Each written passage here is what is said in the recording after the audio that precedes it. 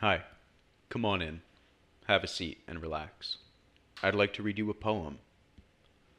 Today, it's The Raven by Edgar Allan Poe. Once upon a midnight dreary, while I pondered, weak and weary, over many a quaint and curious volume of forgotten lore, while I nodded, nearly napping, suddenly there came a tapping, as of someone gently rapping at my chamber door. "'Tis some visitor," I muttered, tapping at my chamber door. Only this, and nothing more. Ah, distinctly I remember, it was in the bleak December, and each separate dying ember wrought its ghost upon the floor. Eagerly I wished the morrow, vainly I had sought to borrow from my books surcease of sorrow, sorrow for the lost Lenore, for the rare and radiant maiden whom the angels name Lenore, nameless here forevermore. And the silken, sad, uncertain rustling of each purple curtain thrilled me, filled me with fantastic terrors never felt before, so that now, to still the beating of my heart, I stood repeating, "'Tis some visitor entreating entrance at my chamber door, some late visitor entreating entrance at my chamber door. This it is, and nothing more." Presently my soul grew stronger, hesitating then no longer. "Sir," said I, "or madam, truly your forgiveness I implore. But the fact is I was napping, and so gently you came rapping, and so faintly you came tapping, tapping at my chamber door, that I scarce was sure I heard you. Here I opened wide the door. Darkness there, and nothing more." Deep into that darkness peering, long I stood there, wondering, fearing, doubting, dreaming dreams no mortal ever dared to dream before. But the silence was unbroken, and the darkness gave no token, and the only word there spoken was the whispered word, "Lenore." This I whispered, and an echo murmured back the word, "Lenore." Merely this, and nothing more. Back into the chamber turning, all my soul within me burning, soon I heard again a tapping, somewhat louder than before. "Surely," said I, "surely that is something at my window lattice. Let me see then what thereat is, and this mystery explore. Let my heart be still a moment, and this mystery explore. 'Tis the wind, and nothing more."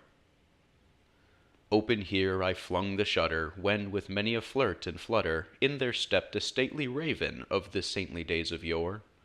Not the least obeisance made he, not an instant stopped or stayed he, but with mien of lord or lady perched above my chamber door, perched upon a bust of Pallas just above my chamber door, perched and sat, and nothing more. Then this ebony bird beguiling my sad fancy into smiling, by the grave and stern decorum of the countenance it wore, "Though thy crest be shorn and shaven, thou," I said, "art sure no craven, ghastly grim and ancient raven, wandering from the nightly shore. Tell me what thy lordly name is on the night's Plutonian shore." Quoth the raven, "Nevermore." Much I marveled this ungainly fowl to hear discourse so plainly, though its answer little meaning, little relevancy bore, for we cannot help agreeing that no living human being ever yet was blessed with seeing bird above his chamber door, bird or beast upon the sculptured bust above his chamber door, with such name as Nevermore. But the raven, sitting lonely on the placid bust, spoke only that one word, as if his soul in that one word he did outpour. Nothing farther than he uttered, not a feather than he fluttered, till I scarcely more than muttered, "Other friends have flown before. On the morrow he will leave me, as my hopes have flown before." Then the bird said, "Nevermore." Startled by the stillness broken by reply so aptly spoken, "Doubtless," said I, "what it utters is its only stock and store, caught from some unhappy master, whom unmerciful disaster followed fast and followed faster, till his songs one burden bore, till the dirges of his hope that melancholy burden bore, of never, nevermore." But the raven, still beguiling all my sad soul into smiling, straight I wheeled a cushioned seat in front of the bird and bust and door. Then upon the velvet sinking, I betook myself to linking fancy unto fancy, thinking what this ominous bird of yore, what this grim, ungainly, ghastly, gaunt, and ominous bird of yore meant in croaking, nevermore. This I sat engaged in guessing, but no syllable expressing, to the fowl whose fiery eyes now burned into my bosom's core. This and more I sat divining, with my head at ease reclining, on the cushion's velvet lining that the lamplight gloated o'er. But whose velvet violet lining with the lamplight gloating o'er she shall press, nevermore. Then methought the air grew denser, perfumed from an unseen censer, swung by angels whose faint footfalls tinkled on the tufted floor. "Wretch!" I cried, "thy God hath lent thee, by these angels he hath sent thee, respite, respite, and nepenthe, from thy memories of Lenore. Quaff, oh quaff this kind nepenthe, and forget this lost Lenore." Quoth the raven, "Nevermore."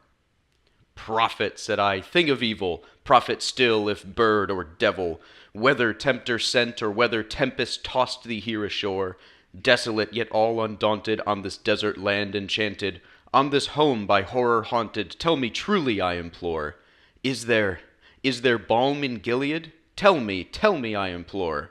Quoth the raven, "Nevermore."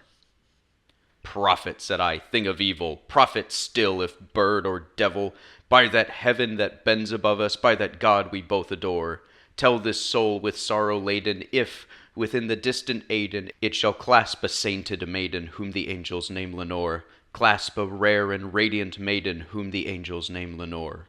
Quoth the raven, "Nevermore." "Be that word our sign of parting, bird or fiend," I shrieked upstarting.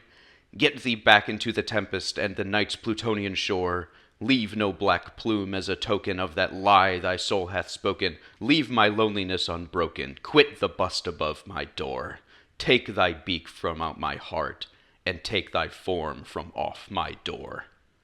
Quoth the raven, "Nevermore." And the raven, never flitting, still is sitting, on the pallid bust of Pallas, just above my chamber door. And his eyes have all the seeming of a demon's that is dreaming, and the lamplight o'er him streaming throws his shadow on the floor. And my soul, from out that shadow that lies floating on the floor, shall be lifted nevermore.